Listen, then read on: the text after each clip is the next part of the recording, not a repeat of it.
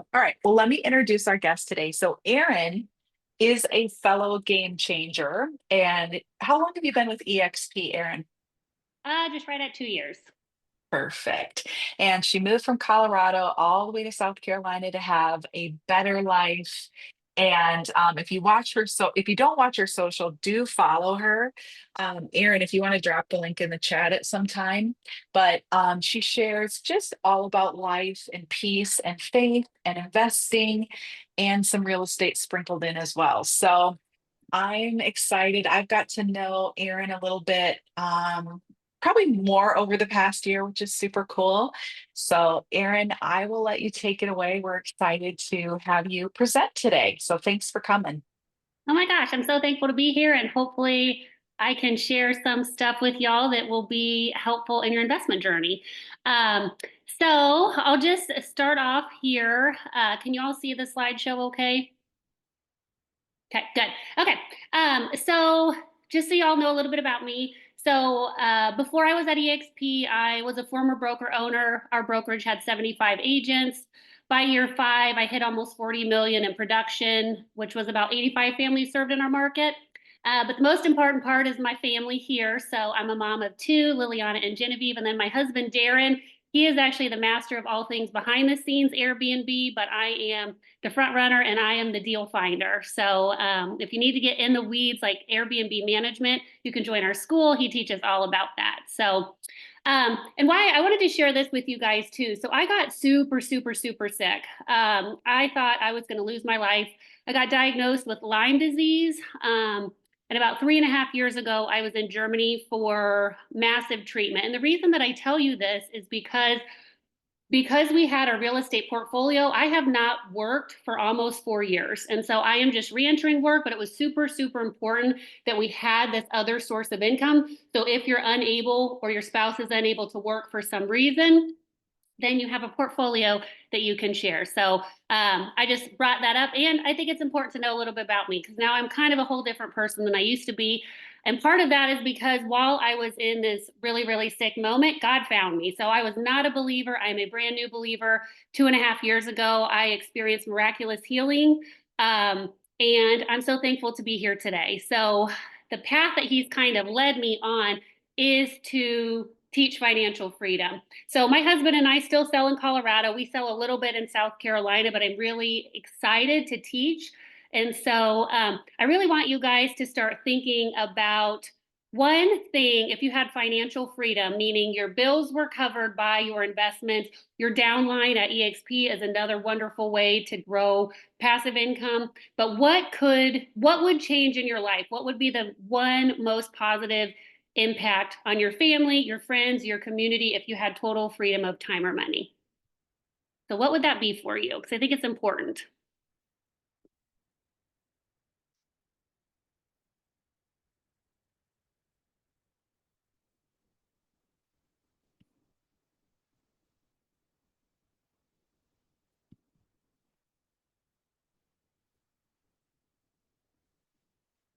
Let's see.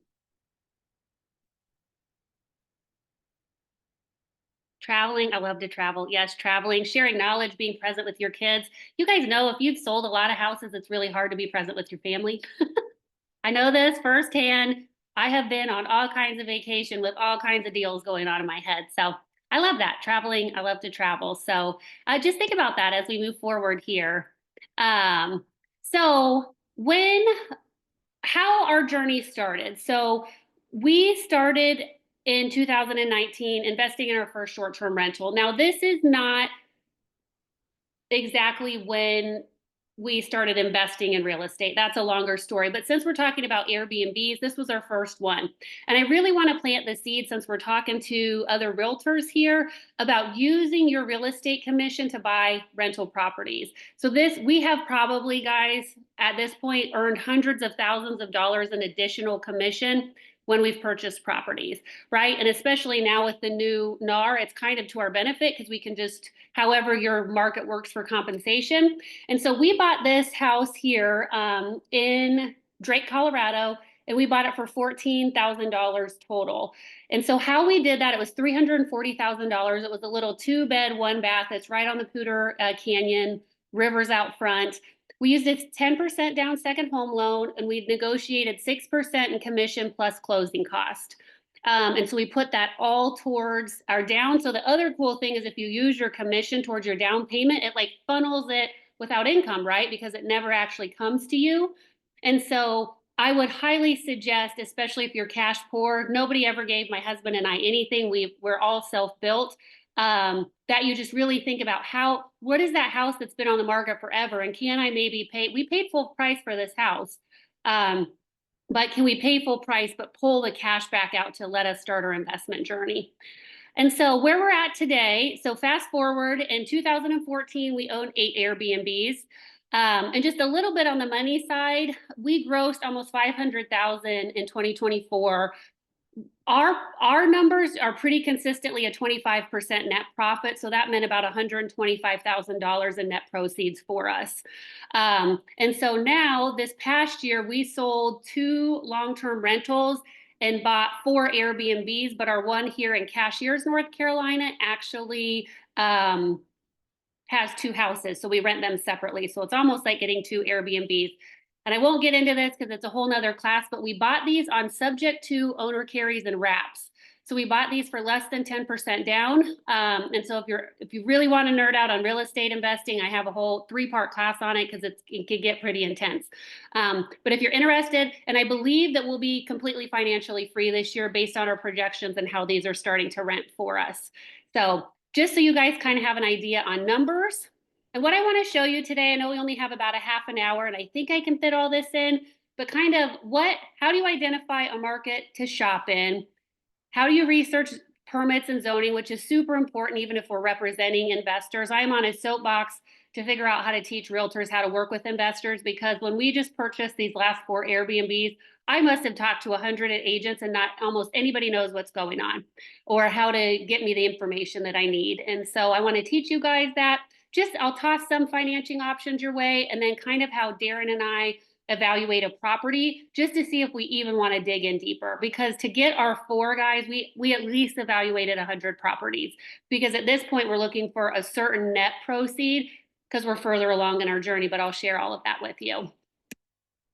Okay, so most people got into real estate partly for financial, right? I hear that a lot. And so I thought this was just a cool statistic that if you own just 2 to 4 properties, you have an average net worth of about 1.5 million, and that puts you in the top 5% in the country.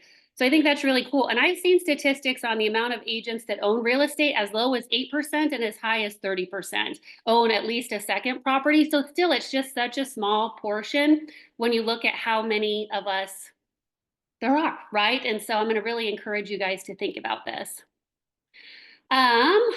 Why is this not? I thought I hid these guys. My technology skills I had to hide some of this because it's a long presentation. So I'm going to quick go into time because I'm sure most of you are producing agents. And so I'm going to give you just a snapshot onto the time expectation for an Airbnb. So we know from last year, we have somebody that helps us with our messaging and stuff and cleaning and initiating repairs. She worked about 20 hours a week for 8 properties. As a new host, though, until you really get it figured out, I would estimate for your first property 2 to 5 hours a week. It's going to be more in busy season, less in the calm season. And again, if you guys want to know all the systems and processes to use and all of the technology to make this more streamlined, we have a whole class on that in our school we can teach you about. So how do we pick a market? I think this is super important. So the first thing you can look at is a high tourism area. I would highly, highly suggest when you start picking a market that's in an area that you can drive to. And we still prefer that. Now, I think we're in 7 states now, maybe. So it's totally possible to manage everywhere, but we do prefer to drive. So when we started, all of our Airbnbs were in Colorado. Then we got our next one in Florida, and we kind of started to slowly branch out because you want consistent traffic. The other place that we've been super successful, we have one in Anderson, South Carolina, where we live, because there's a small university. And then we have one in Chattanooga, Tennessee, and it's like literally walking distance to the children's hospital. And so like it doesn't also have to be, you don't have to think vacation when you're thinking about it. So if you could even start as close as in town to get your market. Here's a couple tools that we use. You can use AirDNA, which I'm sure y'all have heard of, or STR Insights. Those are two ways that you can kind of pull data. But what I will tell you is the best way to do it is to get on Airbnb and just look at properties and see what they have, because we really want to find properties that like fit a niche. So we're shopping in Myrtle Beach right now. We are only shopping for 5-bedroom houses, period, because the market is not saturated yet in that area. So you want to find your little niche within your niche. And you can do that by kind of like, how many 3-bedrooms are there? How many? The other thing that I've heard is getting super popular, and we don't own any of these yet, are 1-bedrooms, like 1-bedroom freestanding houses. And they call it like honeymoon suite. So you make it really nice, thinking of a couple going on vacation. So those are some tools that we do. I kind of talked a little bit about this, but once we've identified a market like Myrtle Beach, this is the process we go to. We find those 5 to 10 that are comparable to maybe the property that we're looking at. And then we want to try to calculate what's called your average daily rate. So how much are they booked out, and divide it by the fully available days. And also we look at amenities a lot. We're really getting into amenities. Our Florida house we just bought, we did a game room. We added, what's that game called? The one where you throw the balls at each other on the ground. I can't even think of what that game's called. And then a putting green. We added bocce ball. There we go.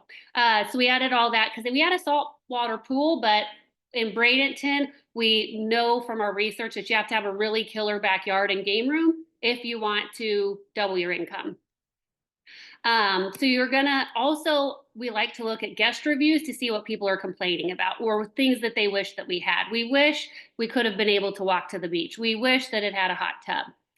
And the Airbnb market is definitely getting more competitive, such that you need to stand out from the crowd, right? And so gone are the days of buying a house that's okay decorated and listing it and making the money that you want to make. But I have to tell you guys, there are so many opportunities to buy Airbnbs right now.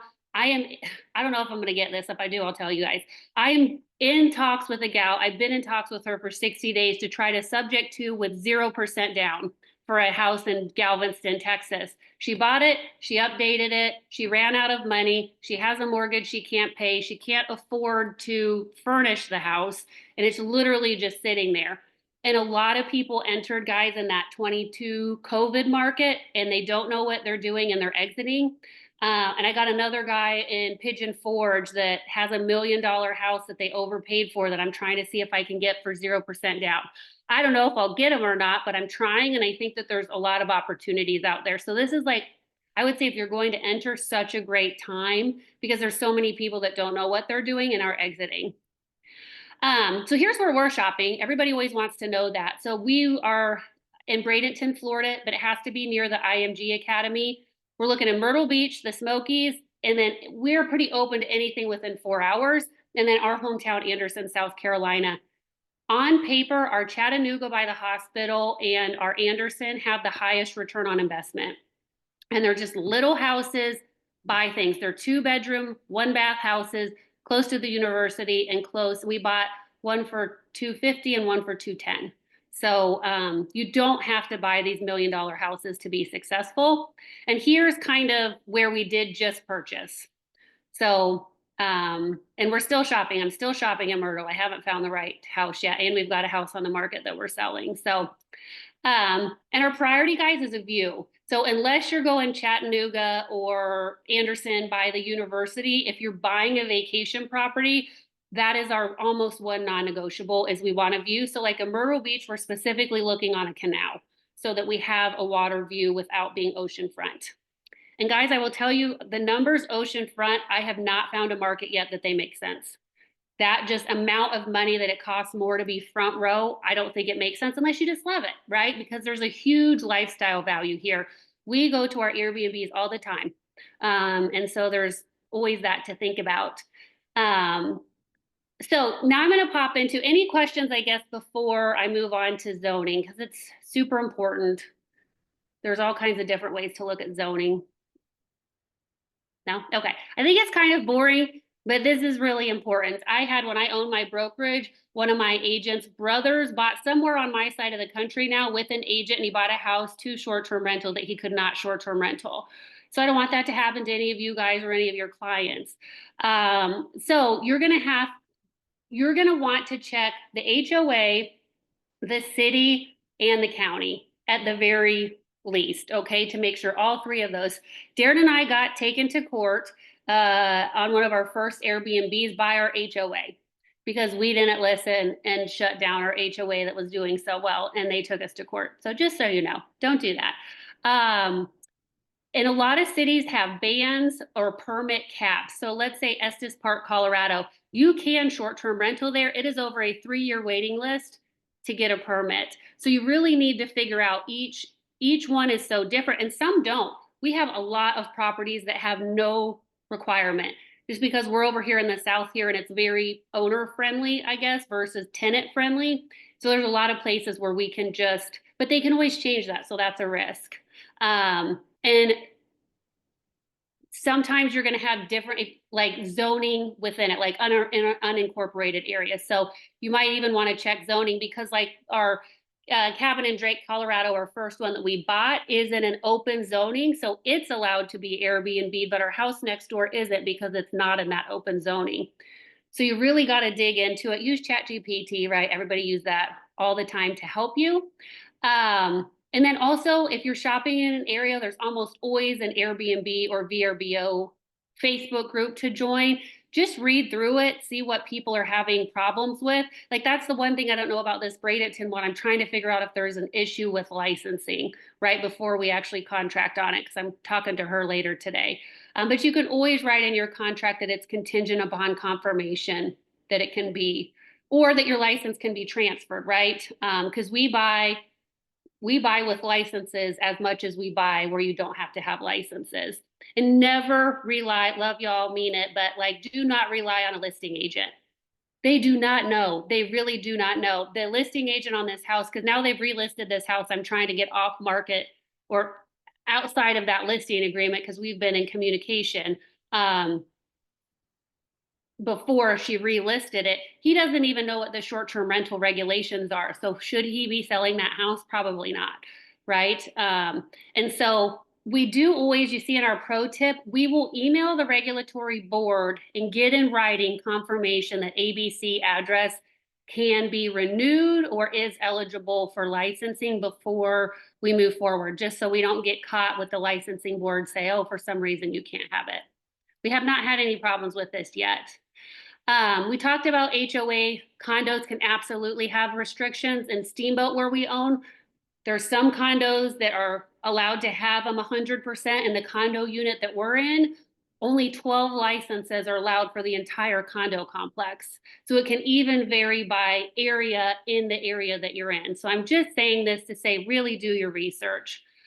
Always talk to the HOA directly, never rely on HOA documents. I just always want to confirm it with the person because what if a ban just happened? What if a moratorium just went in place and the HOA documents were written last year? You also can need a business license. So in Florida, you need it. Florida, I love our Airbnb there, but it is a pain to get all of the taxes set up. You also need a business license. So you just need to know all of the hoops that you need to jump through, and you want to get on them real quickly after closing because like in Grand Lake, it took us maybe 90 days to get all of our paperwork in place. So then now we're just sitting with a mortgage and no income. So just make sure you know what's coming up, okay? And then you're going to have application costs and processing fees. And so just if you're really tight on the income, just really make sure that you understand who's going to ask for your money and when. Some people now require neighbors to say yes. Please do not buy that house, meaning, yes, you can have a short-term rental permit if this neighbors in this proximity to you all sign a consent form that you can have a short-term rental, which will never happen, I don't think. So just things to know about there. We prefer favorable regulations and zoning or no regulations and zoning. And like in Chattanooga, we only bought that house because it had a transferable license because they've put a cap. So in Chattanooga, you only want to buy if it has a license and then it is transferable, right? So that's our preference. And I would not, like in Colorado, by where we used to live, the county does not have regulations yet, but they have put such tight restrictions in the city. I would not roll my dice on that county because they have literally like almost eliminated in the town. And so people are running Airbnbs outside of town. And I just feel like you have to know your area and what that government body is likely to do to keep you safe. We have been grandfathered in. So that is an option, but no, it's always a risk if you buy one. And so from our last four properties, because y'all, we have made every mistake. We have made a lot of money. We have been done with a lot of money. We did not realize how much it costs to furnish a house. It is way more expensive than you would think. So at a minimum on a 2-bedroom condo, you're at 20,000, a 4-bedroom home, 40,000. I would say at a minimum, 10K a bedroom, and this does not include any amenities. So this does not include your game room. Does not include bocce ball or whatever. This one is our steamboat condo, and we bought it unfurnished. This was our first unfurnished one, and we could not believe it. And I am a savvy shopper. And so just know that those funds are coming. I would take a grandma house over anything because you can paint furniture, you have mattresses. Grandmas usually have nice things, they're just not cute. So it's just really important to get it furnished. Even we almost always come in and do a refresh, but then we can do a refresh for usually 5 or 10,000 instead of this huge bulk at the beginning. And it takes way longer than you think. I will tell you that too. And to be a savvy investor, you just want to know what your backup plan is. If they tell you you cannot have a short-term rental anymore, could you do a midterm rental, which is 30 days? Could it break even as a long-term rental? How quickly could I sell? Just stuff to think about. We like $10,000 in savings per house. That's our preference, just so we don't run into any uh-ohs. Or if we do get kicked out and have to sell and can't short-term rental, we have kind of a buffer in the bank. And we also get asked a lot, like, what price point are you guys shopping at? You'll see here, we're literally all over the place. So price point hasn't been as much of a issue for us, but we did buy all of these with a 1031 exchange, right? So we did have funds moving other properties, but this Chattanooga one, I'll show you the numbers on it here in a second. I mean, you can't get a house much cheaper than that. It's killing it. And we just did a light refresh on it. And he was on the market as a for sale by owner for like months before we found him. And we got him right at the time when he's like, okay, time to sell. Oops, hold on. Now, how do we afford it? We talked a little bit about using your license. I did look up because I thought this was interesting because I know we just got commissions that we put towards a down payment on our Florida house. And you can also funnel them through a referral agent. So what we did on our Florida place, this one right here is our agent in Bradenton. She got her 3% or 2.8 or whatever it was, but we asked for 6%. So she funneled 3% plus 25% because we asked for a referral fee to represent us. So we got 3 plus 25% of her commission funneled to us via a referral. So even if you're not licensed in your market, use your license to funnel your money, right? And I did look, and it's on the Fannie Freddie information that seller paid commissions or interested party contributions is what they call them, our commissions are not a part of that because you're capped at how much a seller can give you, right? And depending on what loan product you're in, your commission isn't actually part of that. So I didn't know that till I created this.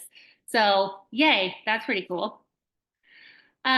We have negotiated 10% was the most that we've gotten. So what did we do there?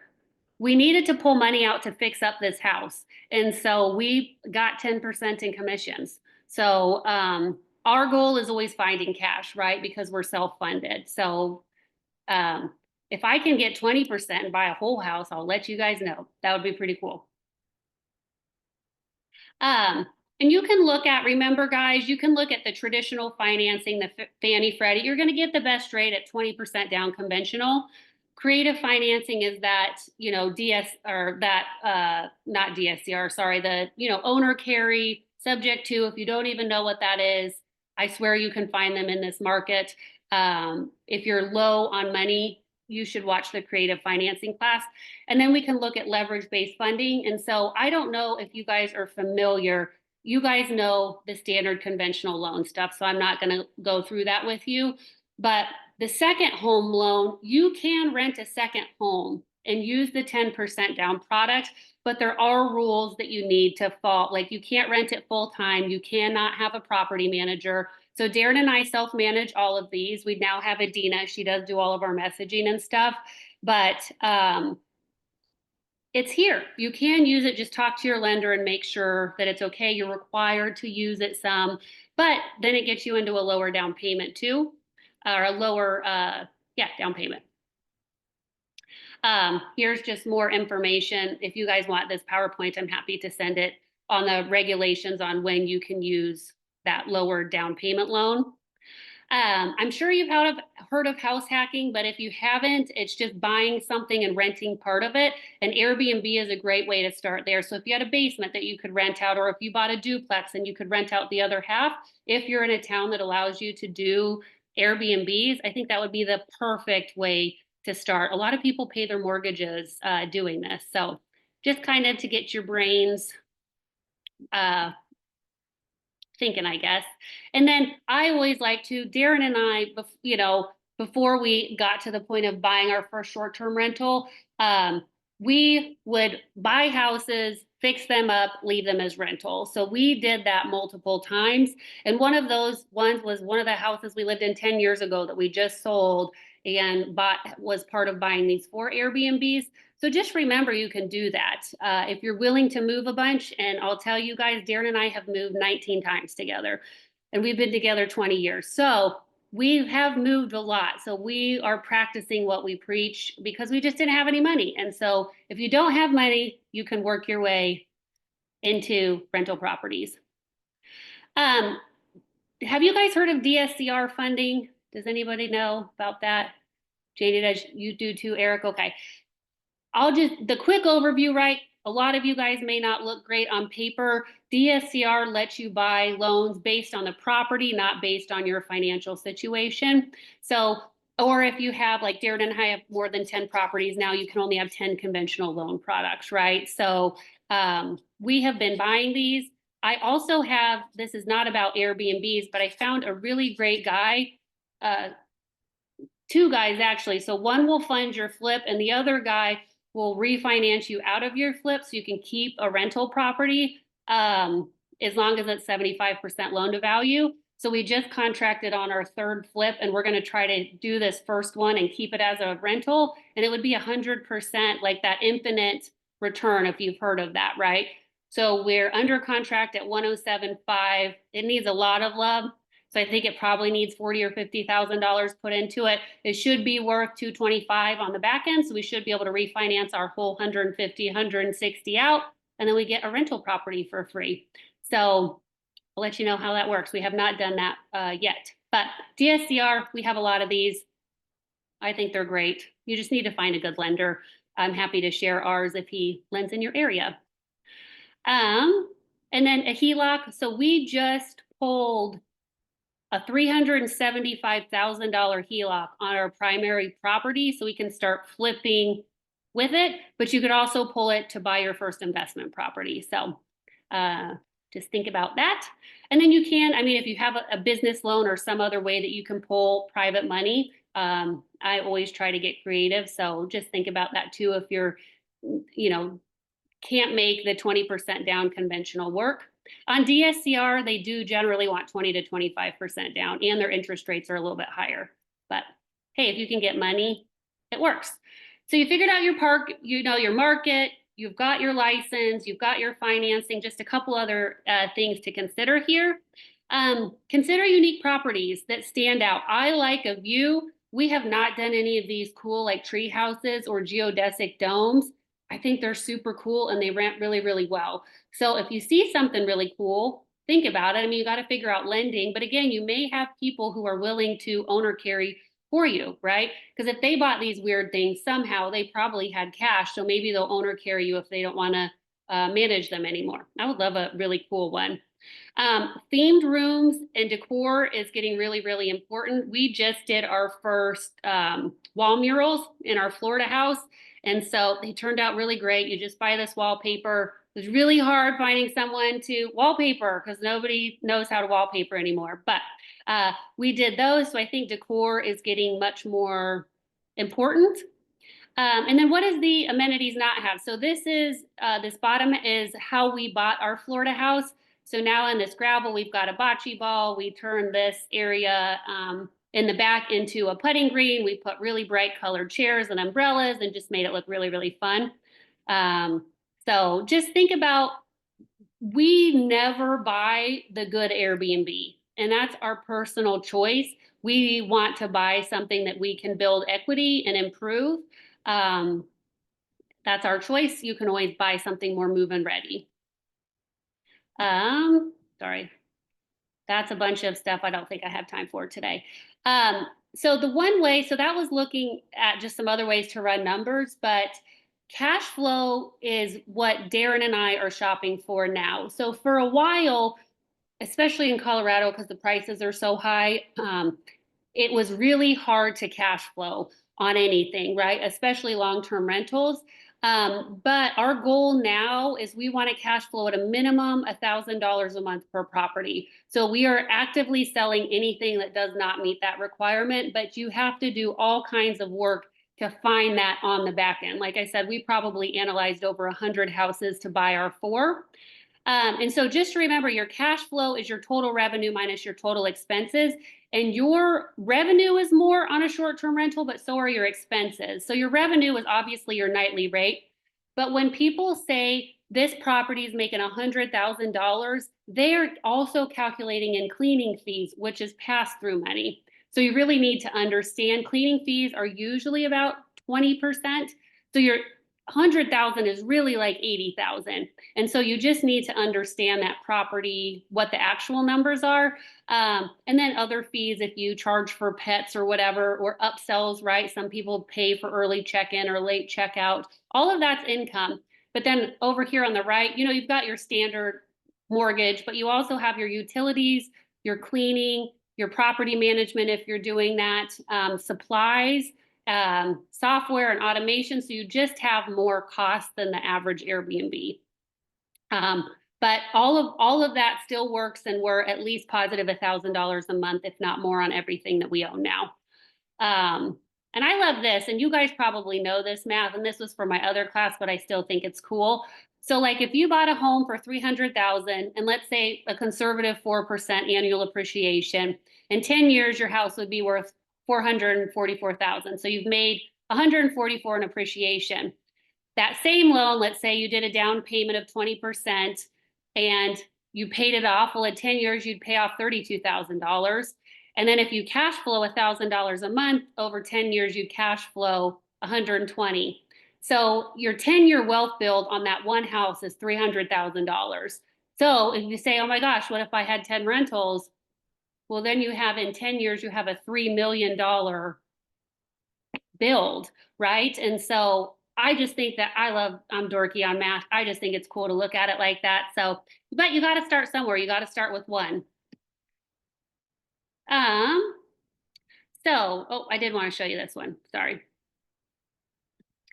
This might be helpful. I'll add this in since we have a couple minutes.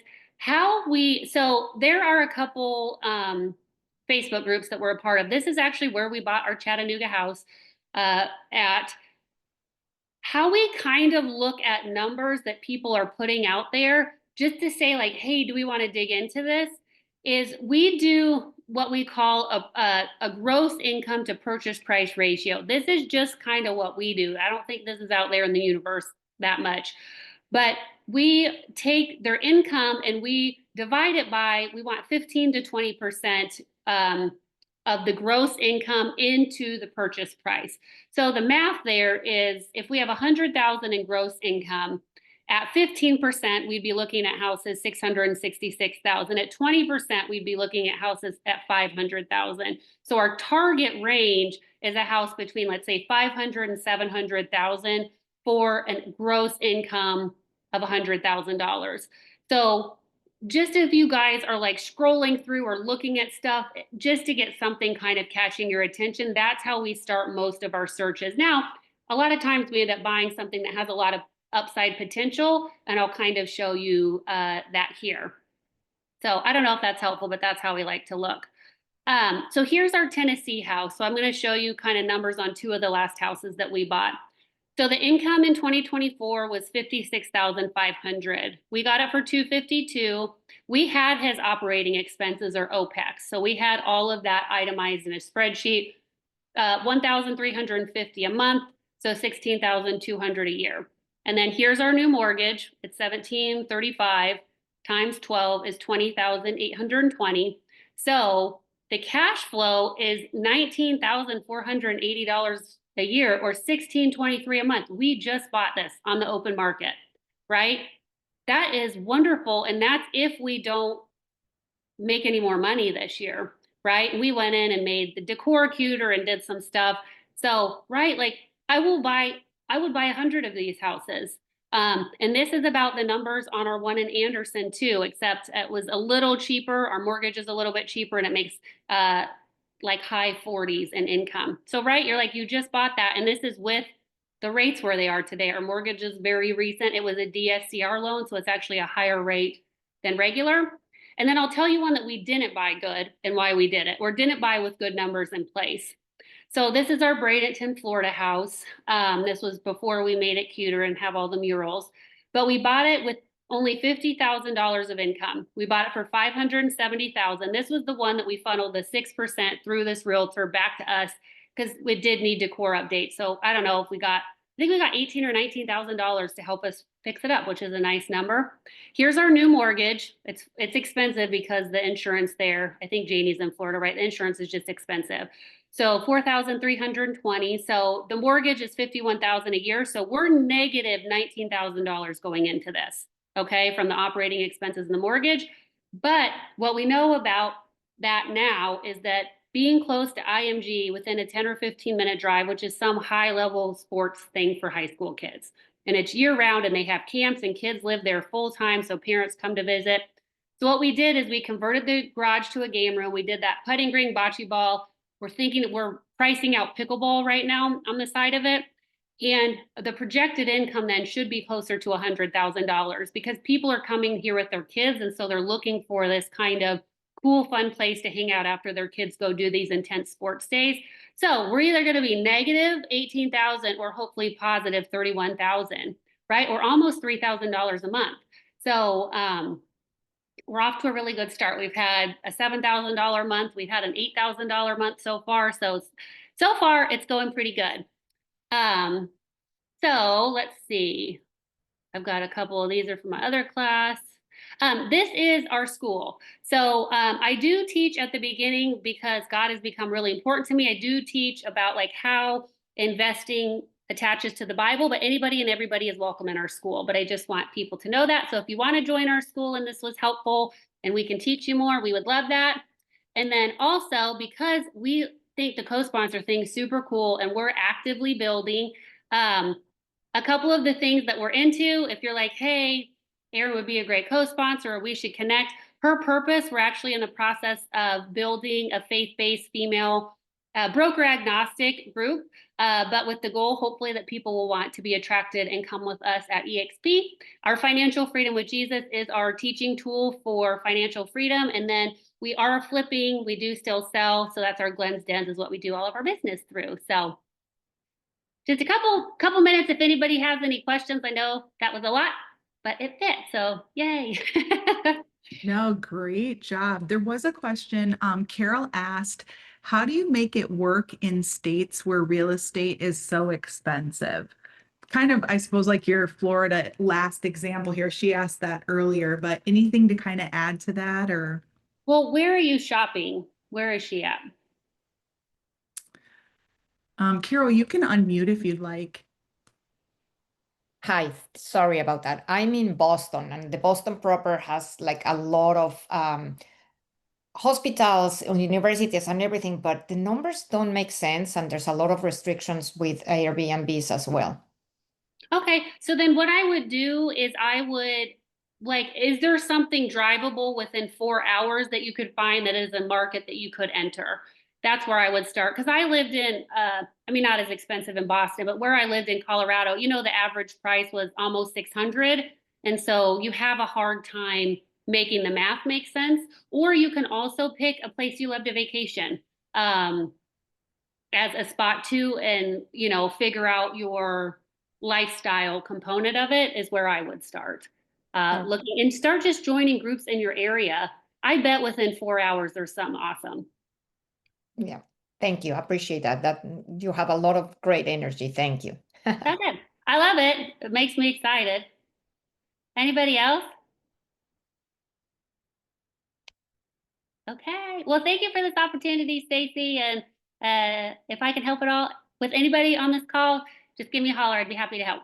Awesome. I'll drop the recording in our Facebook group. And then if you want to share the slides, Erin, you can email it to me or drop it there either way, or otherwise, I'll also put your school community on the recording as well, so people could join if they're wanting to know more information. But thank Yeah. you so much. This was great. I learned a ton.